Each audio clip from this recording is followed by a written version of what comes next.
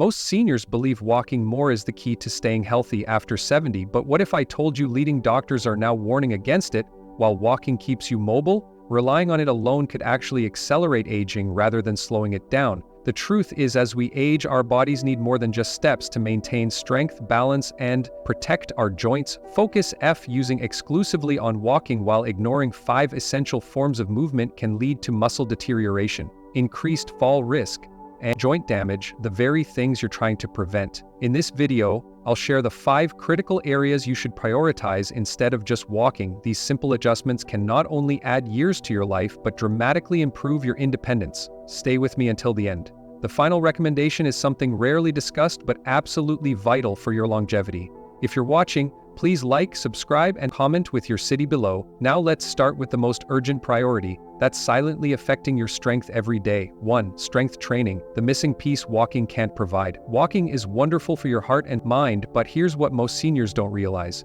It does almost nothing to prevent muscle loss after 70. Your body naturally loses 3 to 5% of muscle mass each decade, a condition doctors call sarcopenia. This isn't just about looking strong, it's about staying independent. You see, muscle loss is the silent thief of independence for people in their 70s and beyond. When I talk to seniors who can no longer live on their own, it's rarely their heart or lungs that failed them first, it's their muscles.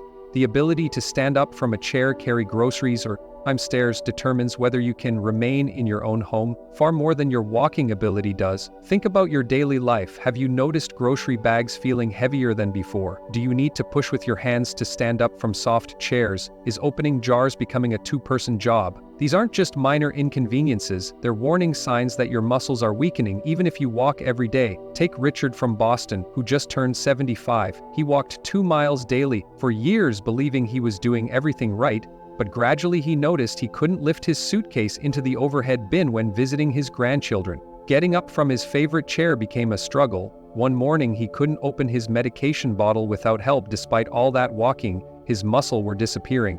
Richard's doctor explained something crucial. Walking primarily exercises your heart and lungs, but does little to maintain the strength in your arms, shoulders, chest, and core. These muscles need resistance, something to push or pull against to stay strong. The good news, you don't need a gym membership or complicated equipment to reverse muscle loss. Simple strength training using resistance bands. Those colorful rubber strips, bodyweight exercises like wall push-ups, or even lifting household items like soup cans or water bottles can make a remarkable difference in just weeks. What's fascinating is how strength training benefits extend far beyond just making daily tasks easier. Recent studies show that maintaining muscle mass is directly linked to longer lifespan, better brain function, and even improved immune response. Your muscles actually produce compounds that protect your brain and fight inflammation throughout your body. There's another benefit rarely discussed. Muscle mass significantly improves how well your medications work. Your body processes prescriptions more effectively with adequate muscle, meaning you might need lower doses with fewer side effects if you maintain your strength. Want to check where you stand right now? Try this simple test. Sit in a chair and without using your hands, stand up completely. Then sit back down and repeat. If you can do this 5 to 10 times without struggling, that's excellent. If it's difficult or impossible, your leg strength needs immediate attention. I'd love to know which everyday task has become more challenging for you lately. Is it carrying groceries, getting up from chairs, or something else? Share in the comments below, and let's talk about how we can address these specific challenges now. Let's move on to something equally important that walking alone can't provide, something that could literally save your life in an instant. 2. Balance training, what walking can't teach your body. You might think that because you can walk a mile without falling, your balance is just fine. But here's something that might surprise you. Walking on flat, predictable surfaces actually does very little to maintain the complex balance systems your body relies on. It's like having a smoke detector that's never tested. You won't know it's failing until there's an emergency.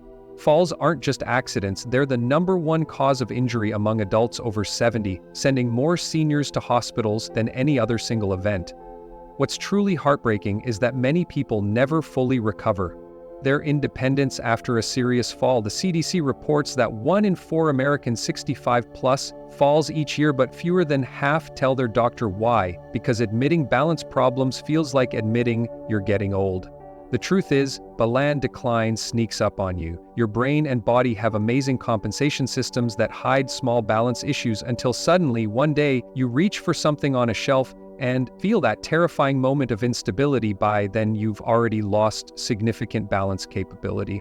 Margaret from Minneapolis learned this at 73. She'd walked 2 miles daily for years and considered herself very fit. One winter morning, stepping off a curb, her foot slipped slightly. She didn't fall, caught herself just in time, but that moment of terror stayed with her. I realized I was one bad step away from a broken hip. She told me her doctor explained that her balance systems had weakened. Despite all that walking, what happened to Margaret? Walking primarily challenges forward movement in predictable environments. It doesn't train the vestibular system in your inner ear, the proprioceptors in your joints, or the quick response muscles that prevent falls when something unexpected happens. These systems need specific challenges to stay sharp. The great news is that balance can improve at any age with the right exercises, and they're surprisingly simple. Standing on one foot while brushing your teeth, walking heel to toe as if on a tightrope, or gently shifting your weight from side to side while standing. These movements create mild instability that teaches your body to respond more quickly when genuinely unstable situations occur. What many don't realize is that balance training does more than prevent falls. It actually improves brain function. Your cerebellum, which coordinates movement, shares neural connections with parts of your brain responsible for memory and cognition. Research shows that improving balance can enhance overall brain performance, a remarkable two-for-one benefit. Want to check your current balance? Try this. Stand near a counter for safety, lift 1 t an inch off the ground, and see if you can hold steady for 10 seconds without touching anything for support. If this is difficult, your balance needs immediate attention.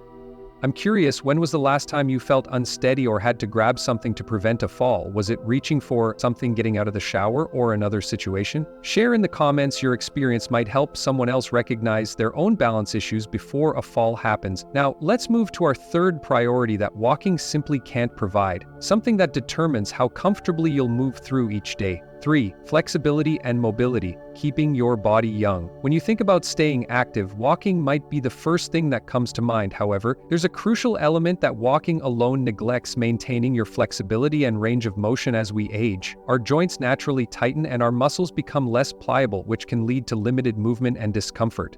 This is why simply walking isn't enough to keep you feeling young and agile. Imagine trying to turn your head while driving only to realize that it feels stiff and uncomfortable, or reaching for a box on a high shelf and finding it more challenging than it used to be. These small moments may seem trivial, but they are significant indicators that your flexibility is declining, and that decline can significantly impact your independence, making everyday tasks feel like burdens rather than simple routine. Take the story of Thomas, an active 70-year-old who walked every day. He believed he was doing everything right, until he noticed that getting out of bed felt like a struggle, bending down to tie his shoes became a chore, and turning his head to check for traffic was no longer effortless. Despite his dedication to walking, he found himself increasingly stiff and uncomfortable. Thomas learned the hard way that walking alone does not prevent joint stiffness or enhance flexibility. So why does this matter? When your body lacks flexibility, you risk developing stiffness that can lead to pain and limit your ability to perform daily activities.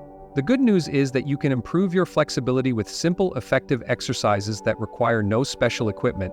Dynamic stretching, gentle mobility movements can be easily incorporated into your daily routine. Consider starting with neck rotations. Slowly turn your head from side to side, feeling the gentle stretch in your neck muscles.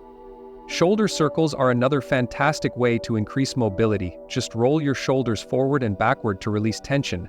Gentle yoga movements like cat stretches or seated forward bends can also work wonders for your body, helping keep your joints lubricated. Pain-free research has shown that improving flexibility can reduce pain and even enhance circulation, allowing blood to flow more freely throughout your body. This increase in circulation not only alleviates stiffness, but also helps improve your energy levels and overall well-being. Let's check in on your current flexibility. Try this simple self-assessment. Sit comfortably and turn your head as far as you can to one side then the other. How does it feel? Do you notice any tightness or restrictions? If so, it's a sign that your flexibility needs attention. I want to hear from you. Which movements have become more challenging for you lately? Is it bending down, reaching up, or even twisting to grab something off the shelf? Sharing your experiences can help us all better understand how to tackle these changes together. Now that we've explored the importance of flexibility, let's move on to a vital aspect that supports your overall stability and comfort as you age, something that walking alone can't truly provide. 4. Core and posture, the invisible foundation walking can't build. You might be surprised to learn that walking, for all its benefits, does almost nothing to strengthen your core muscles or improve your posture. Yet these deep, stabilizing muscles are like the foundation of your house. When they weaken, everything else starts to shift. And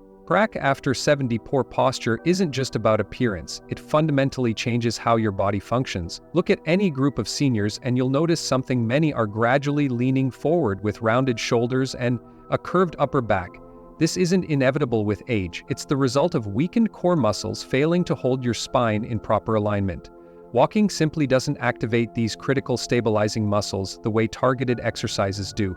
The consequences go far beyond just looking older. Poor posture creates a cascade of problems: chronic back pain, restricted breathing, digestive issues, and increased risk of falls. Many seniors find themselves unable to stand comfortably for even short periods at family gatherings or while waiting in line. The discomfort can be so persistent that it limits social activities and enjoyment of life. Barbara from Phoenix experienced this at 76. She had walked religiously for decades, 3 miles every morning, yet found herself battling constant upper back pain and restricted breathing. Looking at photos from her granddaughter's graduation, she hardly recognized herself. "When did I start looking hunched over?" she wondered. Her doctor explained that despite all her walking, her core muscles had weakened significantly, allowing her spine to gradually collapse forward.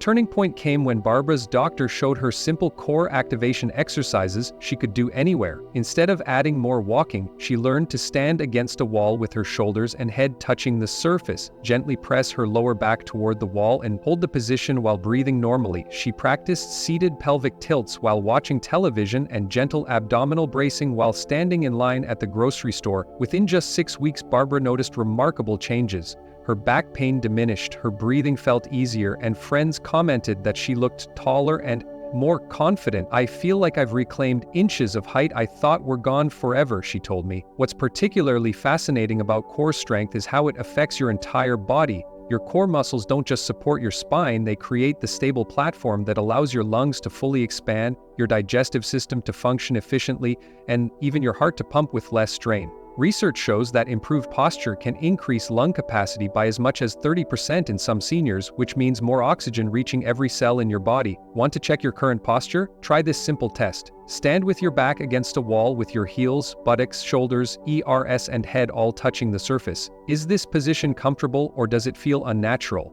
If maintaining contact between all these points and the wall is difficult, your posture has likely shifted away from optimal alignment. I'm curious, what changes have you noticed in your posture over the years? Do you find yourself slouching more, or has someone commented that you're not standing as tall as you used to? Share your experiences in the comments below. Your insights might help others recognize similar changes in themselves. Now let's move on to our 5th priority, something crucial that walking alone can actually make worse instead of better. 5. Joint protection. Why walking might be hurting, not helping.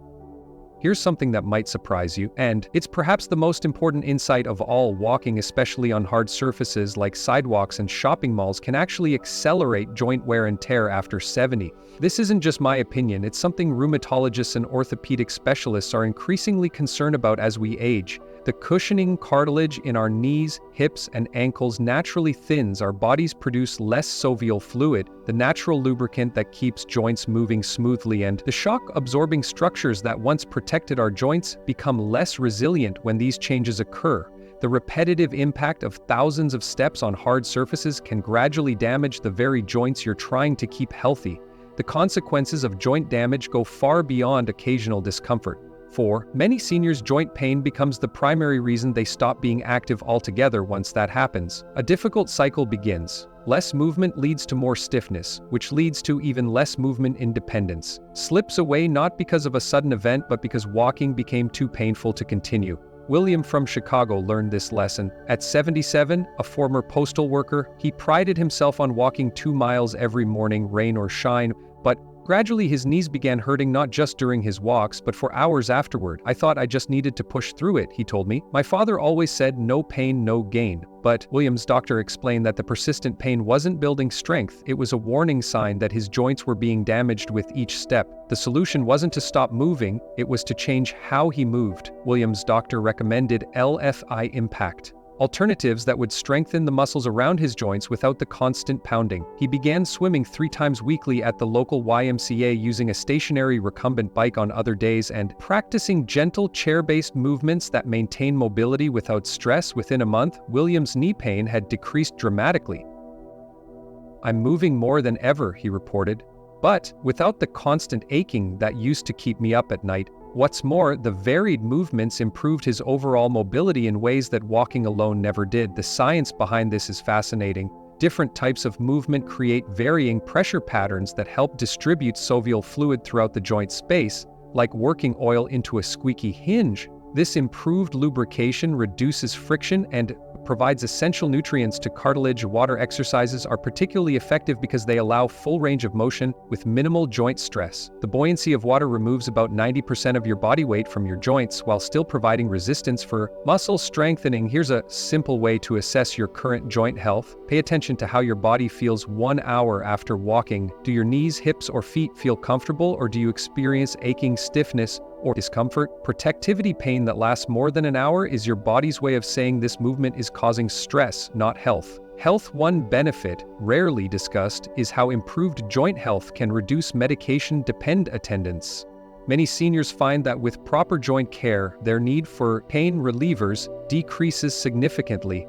William was able to stop taking daily anti-inflammatory medications entirely after 3 months of joint-friendly exercise. Before making any changes to your routine, though, please consult with your healthcare provider. Your specific joint conditions, overall health, and medication regimen all factor into creating the safest approach for you. I'd love to hear from you. Do you experience any discomfort in your knees, hips, or feet after walking? How long does it typically last? Your experiences might help others recognize similar patterns in themselves. Please share in the comments below. Now that we've covered all 5 critical areas that walking alone can't address, let's pull everything together and talk about how to implement these changes in your life. We've covered the essential movements your body needs after 70 that walking alone can't provide: strength training to preserve muscle balance, exercises to prevent falls, flexibility work to maintain mobility, core exercises for better posture, and joint-friendly alternatives to protect your knees and hips. Remember, aging doesn't mean decline. In fact, many seniors see remarkable improvements when they focus on these 5 areas. Your body can still respond, adapt, and grow stronger at any age. I encourage you to identify which area needs your attention most urgently and begin there. Which of these 5 priorities resonated most with you today? Will you start with strength, balance, flexibility, posture, or joint protection? I'd love to know your thoughts and experiences in the comments below. If you found this helpful, please subscribe and hit the notification bell. Next week, I'll share the simple morning routine that incorporates all 5 areas in just 15 minutes. Until then, remember, it's never too late to move better, feel better, and live better.